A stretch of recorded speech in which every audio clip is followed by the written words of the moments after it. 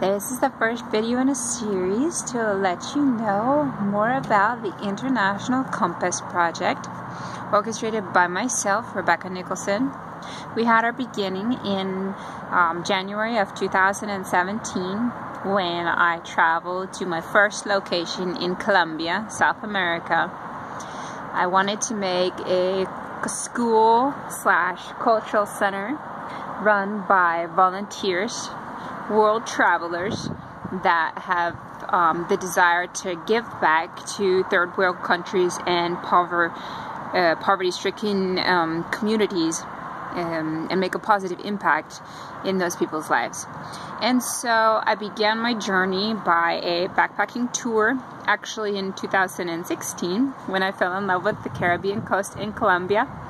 I found a small ecotourism town called Palomino, right along the ocean on the coast.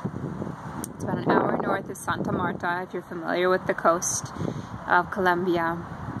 It's also about an hour from the Venezuelan border. As we're aware, there are multiple issues in that area, not only from the drug trade, but also because of the extreme poverty, as well as the issues that Venezuela is currently having with their lack of funds and food and resources, which has caused a very high level of immigration from Venezuela into Colombia. So my house began with the purchase of land, riverfront in Rio Ancho, which is in the department of La Guajira in Colombia, and I started working with volunteers from Workaway, which is a great source. They have been phenomenal. I have had, I believe, over 30 volunteers from different countries around the world come and work with me. What I was able to do was set up a program that was beneficial for myself as well as for the travelers, to save on some living expenses for them, as well as to give back to their community. So what we did was I would set them up in my house. They stayed with me for the project.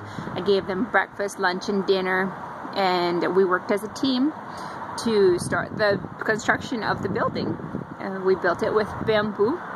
So I was able to travel to the center of Colombia and learn more about the amazing country, and purchase the bamboo, and then we immunized it ourselves, so we learned that process and began construction, obviously with master builders from the area as well. I have employed several local and non-local builders to help me with the construction of the actual structure, things that myself and my volunteers weren't able to do. We didn't have the technical skills for that extensive labor.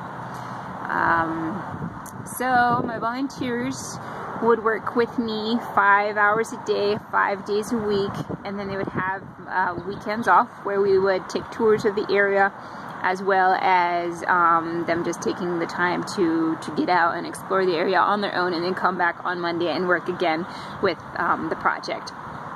I've had volunteers stay with me for an entire month. I've had volunteers stay with me for just a couple of days.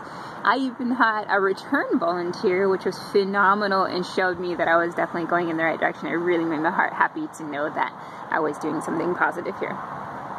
Now, I had several pauses because of different issues, and I have continued to develop the funding to finish this project and get it going. I've come up to the United States again, which is my home country, several times to work and to get the rest of the money that I would need to finish my first project in Colombia. My ultimate goal is to have multiple sites, multiple compass houses. The one in Colombia is called Casa Brújula because brújula in Spanish means compass, so it is going along with the name of my organization, the International Compass Project. The ultimate goal of these houses is not only to provide an ecotourism for backpackers, people that are trying to live and experience life off-grid, possibly in a remote area, but also people that are passionate about making the world a better place. So the volunteers that come to my house, as well as the people that will be staying after the construction is finished, will be people that want to contribute to the community in a positive way. We have already had several workshops. We had English classes with the kids in town with my college instructor, Tamala Jarvis. She was my instructor for my associate's degree in business back at Blackhawk Tech in Wisconsin. And I was